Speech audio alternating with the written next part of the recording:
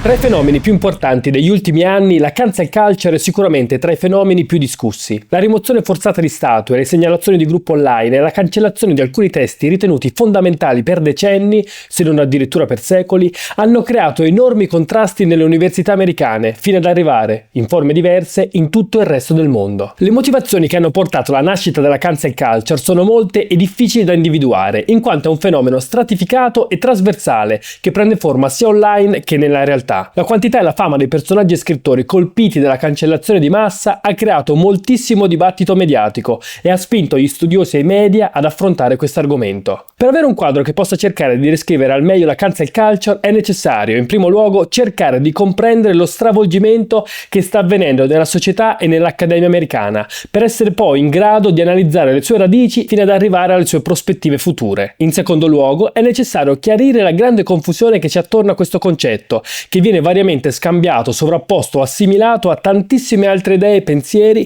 come nel caso del politicamente corretto o dell'ideologia di gender. Questo farà chiarezza e distinguerà i vari piani che si intersecano quando si affronta questo fenomeno, le istanze e le pratiche di protesta che talvolta prevedono la cancellazione di qualcosa o di qualcuno e la definizione di cultura e gli effetti politici di questa etichetta. Infine, dato che l'espressione cancel culture è divenuta progressivamente di uso comune e nello spostarsi da un continente all'altro ha assunto le specificità del contesto culturale in cui si è poi diffusa, porrò particolare attenzione alla situazione in Italia, analizzando il suo essere fenomeno prima di tutto mediatico, strumentalizzato dal giornalismo e dai vari media. Il primo ostacolo che si incontra quando si tenta di definire la cancel culture è la questione politica. Cancel culture in un paese polarizzato come l'America può assumere significati diversi in base ai vari schieramenti. Se a sinistra è vista come un richiamo all'accountability, cioè il senso di responsabilità e la rendicontazione delle proprie azioni, a destra è considerata censura. Questo non vuol dire che la cancel culture sia di sinistra. L'estrema destra americana, appropriatasi dell'espressione cancel culture per usarla come spauracchio,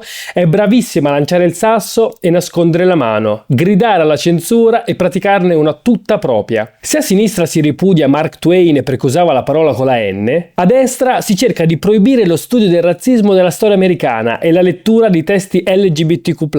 Se c'è una verità in quel campo minato che è l'odierna guerra culturale americana è che nessuno ha ragione. La retorica di sinistra che da anni infuria dentro e fuori campus, eliminando tutto ciò che può apparire politicamente scorretto, alimenta il bigottismo di destra in un circolo vizioso in cui perdono tutti. E c'è anche chi sostiene che la cancel culture non esista proprio. Tanti influenti personaggi di sinistra minimizzano il fenomeno, sostenendo perfino che il boom di licenziamenti dei docenti sia un segnale di buona salute dei campus. Questa incapacità di riconoscere il problema incoraggia e infiamma la destra, che ha moltiplicato i propri attacchi alla libertà di espressione, un tempo baluardo della sinistra. Per certi versi è come se destra e sinistra si fossero scambiate le parti. Pensare che la censura sia esercitata ovunque equivale a dire che la censura non esiste, perché una definizione onnicomprensiva cancella tutte le distinzioni e pertanto non ha più senso. Identificare la censura con restrizione di ogni sorta significa banalizzarla. Definire la cancel culture censura è quindi sbagliato, perché non stiamo assistendo ad una condanna cieca, ma al contrario. I destinatari di questo fenomeno sono ben individuabili e le motivazioni chiare ed esplicite. La pratica di cancellare nasce proprio come tentativo delle minoranze di acquisire visibilità in uno spazio pubblico in cui faticano a emergere e il cui accesso è regolato e presidiato dalle maggioranze. Inizialmente si configura come una pratica, diffusa in particolare sui social network e nei contesti afroamericani statunitensi, che consiste nel sottrarsi dall'interazione con interlocutori che promuovono discorsi, valori e azioni considerate offensive e successivamente nel chiedere anche ad altri di farlo. In una versione più recente ha preso la forma anche di una vera e propria ostracizzazione e di richieste di sanzione. Il cancellare dunque ha prima di tutto a che fare con il non voler ascoltare e solo in ultima istanza con il non far parlare. Se dovessimo scomporre questa definizione, il primo passo da fare sarebbe quello di analizzare il termine cancel, ovvero cancellare. Il termine cancel ha le sue origini nella comunità hip hop degli anni '80. Viene usato per la prima volta con il senso di cancellare una persona nel film New Jack City. New Jack City è un film d'azione poliziesco americano del 1991 e segue la storia di Nino Brown, un signore della droga a New York durante l'epidemia del crack. In una delle scene del film, Nino, dopo aver ucciso diverse persone e aver messo in pericolo la vita della sua ragazza, massa, davanti alla stessa che urla e piange disperata, afferma "Cancel that bitch, I'll buy another one". Dopo il grande successo del film, il termine è diventato rapidamente una parte onnipresente dell'inglese vernacolare afroamericano e dopo essere stato utilizzato anche da artisti del calibro di 50 Cent e Lil Wayne è entrato a far parte della cultura di massa. Ma solo dopo essere sbarcato sui social, il termine cancel si è trasformato in quella che oggi conosciamo come cultura della cancellazione, diventando oggi uno dei strumenti più utilizzati contro il razzismo. Il secondo passo per ripercorrere come si sviluppa la cancel culture è quello di chiarire dove questo fenomeno nasce e prende piede: i social network, nello specifico Twitter. Se infatti l'origine del termine si può ricollegare a film e canzoni, l'origine del fenomeno come cultura è da ricollegare al Black Twitter, un movimento cresciuto all'interno dell'omonimo social media con l'obiettivo di dare agli utenti, per lo più afroamericani, una voce collettiva sull'esperienza di essere nero negli Stati Uniti. Il Black Twitter ha di fatto fornito uno spazio virtuale che ha permesso alla comunità afroamericana di condividere le proprie esperienze su argomenti come le disuguaglianze, la politica, la brutalità della polizia e i diritti delle donne. Tramite l'hashtag Black Twitter le persone si possono sentire parte di una comunità virtuale, partecipando e commentando gli avvenimenti in tempo reale, come in una vera e propria piazza pubblica. All'interno di questa comunità si erano già manifestate opposizioni con azioni di boicottaggio soprattutto tra gli anni 50 e 60 del secolo scorso, che gravitavano intorno a questo concetto. Se attraverso l'uso della parola e della politica non riesco a far emergere determinati problemi, posso non partecipare, boicottando così le fondamenta della politica stessa. In questa prospettiva la cancellazione assume il significato di correttivo anche al senso di impotenza che le persone sentono. L'unico potere che esercitano è quello di ignorare quel determinato personaggio pubblico, ma ai tempi dei social network è qualcosa di più, perché diventa anche una forma di agency collettiva. Il boicottaggio, infatti, si unisce alla pratica di cancellare, assumendo i contorni di un movimento collettivo, o per meglio dire un collettivo di voci che cerca di emergere esprimendo il proprio dissenso contro una figura potente, ovvero contro personaggi che calcano la scena pubblica a vario titolo. La cancellazione viene quindi effettuata in due modi: in primis sottraendo attenzione a cose o persone i cui valori sono così distanti e offensivi da non meritare spazio e tempo; in secondo luogo prendendo una posizione collettiva atta a rimuovere chiunque abbia detto o fatto qualcosa di inaccettabile, come commenti razzisti o misogini. Ma tutto questo è passato velocemente da una conscia mancata attenzione ad una vera e propria pressione che ha il fine di cancellare individui dalla vita pubblica e sociale. Si passa sia attraverso i social network, ma l'obiettivo è quello di destituire dalla vita vera personaggi che hanno utilizzato malamente il loro ruolo e la loro posizione, facendo così scattare la cancellazione. Tuttavia è importante fin da subito chiarire che l'obiettivo non è tanto la stigmatizzazione della persona o dell'oggetto in sé, quanto evidenziare come quell'atto, quell'oggetto rappresentino le disuguaglianze sistemiche. Cancellare significa dunque non solo evidenziare comportamenti e atteggiamenti che si ritengono sbagliati, ma anche promuovere un senso di giustizia sociale più ampio. Attraverso l'utilizzo dei social, la velocità dell'informazione raggiunge livelli mai visti prima, creando più facilmente scandalo attraverso post e sentenze che anche in poche ore diventano virali. Il riversamento nella realtà avviene di conseguenza e dal 2020 in poi giornalisti di tutto il mondo iniziano a definirla come cultura della cancellazione. Ma proprio perché questo passaggio avviene attraverso i social, da parte di enti esterni come giornalisti e politici, anche di parte, la decontestualizzazione è utilizzata come mezzo per dare spazio a mistificazioni sui social media di vecchia generazione.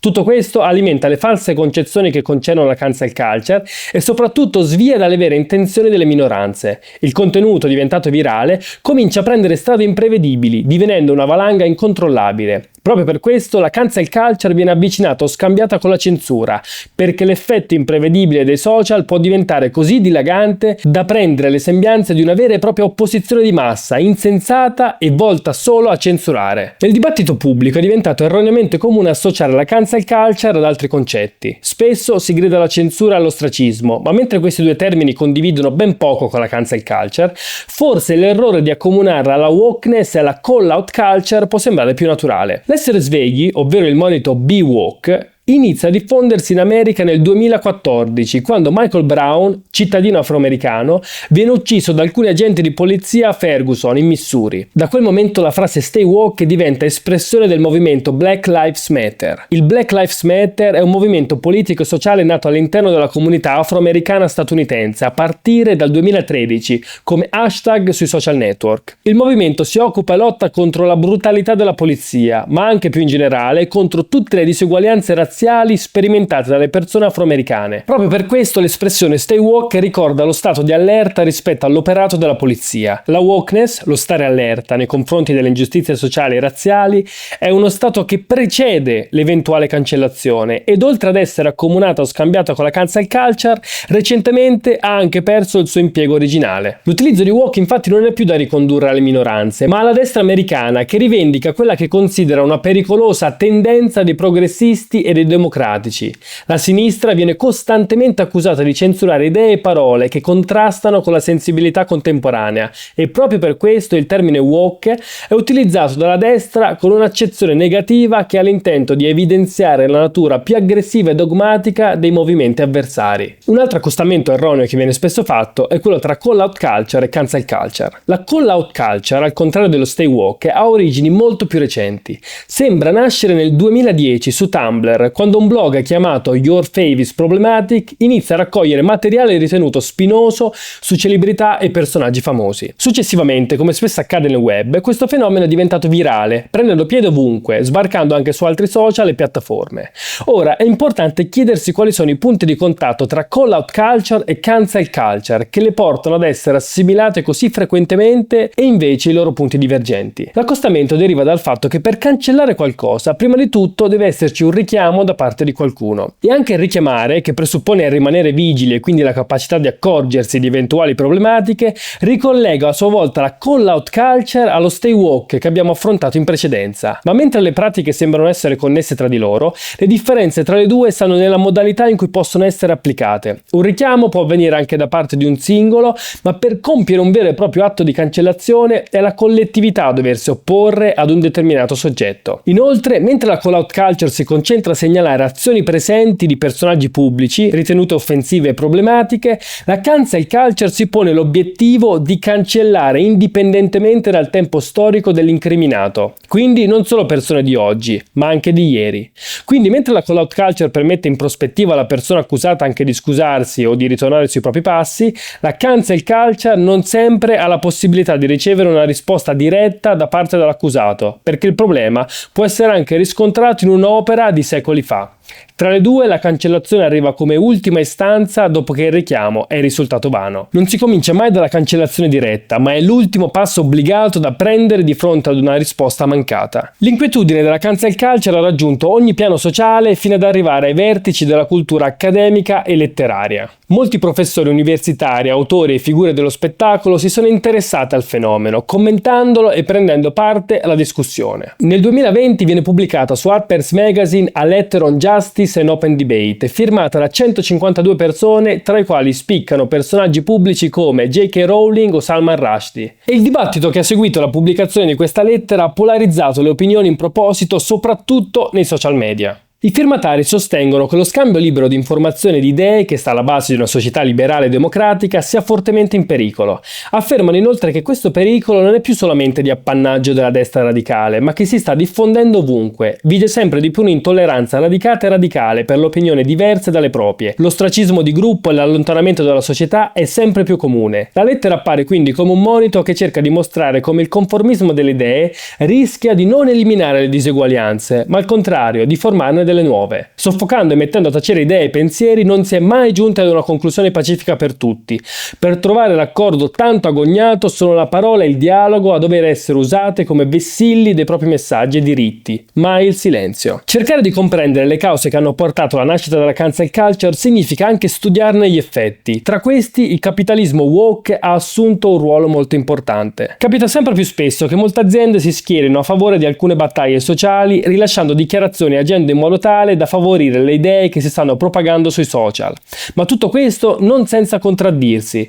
Prodotti messi in vendita e anche promossi vengono ritirati repentinamente appena mostrano qualche incongruenza che potrebbe creare problemi all'azienda. Lo stesso vale per le persone assunte, che vengono in molti casi licenziate. Queste azioni intraprese dalle aziende non puntano veramente a cambiare i sistemi che permettono alle persone di compiere comportamenti ritenuti sbagliati o deleteri, ma mirano solamente a tenersi in vita in un mondo sempre più sensibile e controllato. Le strategie attuate sono le stesse che si mettono in campo quando si parla di greenwashing o di pinkwashing, ovvero la pubblicizzazione di un impegno da parte di un'azienda o di un'organizzazione verso cause sociali con l'obiettivo di guadagno. Ciò che muove queste aziende non sono i diritti delle minoranze o il sogno di creare un mondo pacifico o democratico, ma solamente la brama di denaro e di profitto. Non vengono promosse idee antirazziste o liberali, ma solamente idee che favoriscono la vendita di prodotti al più grande numero di persone, o meglio, clienti. Il loro intento non è quello di cambiare, ma di prendere atto dei cambiamenti e agire di conseguenza, favorendo la vendita delle loro merci. La cancel culture è un fenomeno che nasce in America per dare voce, ma soprattutto per etichettare le pratiche di attivismo politico online e offline contro il razzismo e le diseguaglianze. Ma questo fenomeno, in continua espansione, ha raggiunto anche l'Europa e l'Italia, assumendo però forme e ruoli diversi da quelli americani. In Italia le lotte per le diseguaglianze e per il razzismo sono molto meno al centro del dibattito pubblico rispetto all'America. Questo ovviamente è legato alla diversa storia politica e territoriale dei luoghi. Italiani e americani, infatti, sono influenzati da radici culturali differenti, idee e comportamenti molto distanti tra loro. Ma l'incomprensione e l'ignoranza riguardo a questo nuovo fenomeno non hanno evitato di creare molta strumentalizzazione da parte dei giornali italiani. In Italia, infatti, la cancel culture viene accomunata o addirittura scambiata con altri fenomeni che spaziano dal politicamente corretto alla questione di genere. Uno degli espedienti retorici più utilizzati dai giornali in relazione alla cancel culture è quello dello spettro della censura. Moniti come "non si può dire più niente" risuonano all'interno di vari quotidiani e programmi televisivi,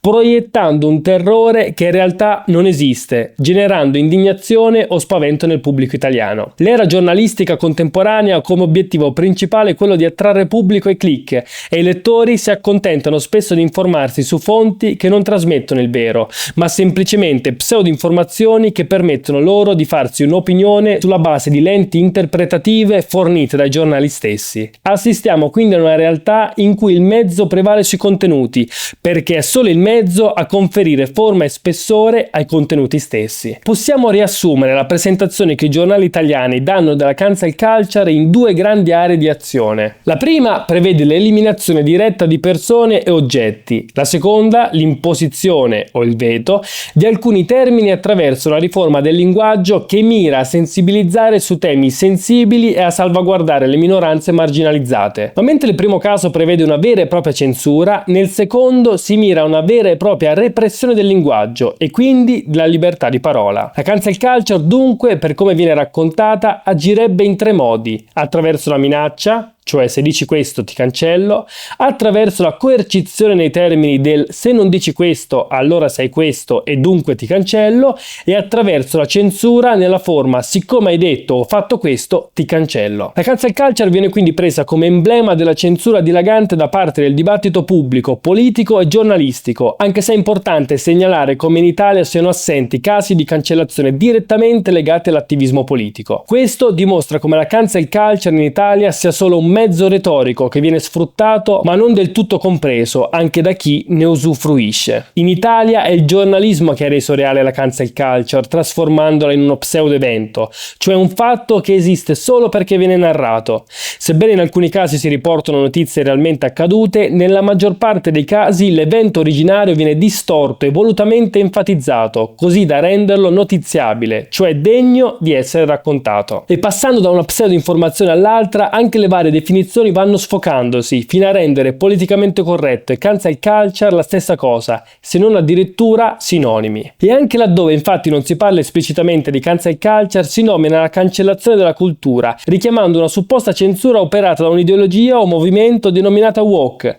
Tuttavia in Italia non esiste nessun movimento analogo né sui social né nella vita reale, eppure questa espressione è utilizzata e sbandierata come se avesse una sua realtà. Il risultato ultimo è il dilagare di luoghi comuni di informazioni mendaci che determinano l'eradicarsi di idee e di notizie molto spesso false, che vengono diffuse dopo essere state rese appetibili con il solo scopo di creare click sulle pagine dei giornali. Per concludere, la cancel culture è un fenomeno estremamente complesso tanto quanto lo sono gli esseri umani, ma la complessità è qualcosa che sembra essere negata online. La separazione tra arte e artista è qualcosa che con lo sviluppo dei social deve essere marcata ancora più profondamente. Non c'è mai un giusto e sbagliato che non debba essere analizzato con spirito critico e nessuno ha il monopolio delle idee spregevoli in quanto sono presenti in tutte le culture. L'essere aperti al cambiamento, cambiare le proprie idee, rinnovare le proprie credenze è parte della bellezza della vita e porta ad una più profonda conoscenza di noi stessi e di chi siamo in relazione alle altre persone. L'attivismo non dovrebbe essere motivato dalla paura di essere cancellati, ma dalla volontà di cambiare la società, e per farlo bisogna essere pronti a pensare con la propria testa. Su internet si cerca di far vedere il mondo come una lotta tra il bene e il male, ma in realtà è una combinazione tra le due cose che proprio i classici possono insegnarci a discernere come mai prima d'ora.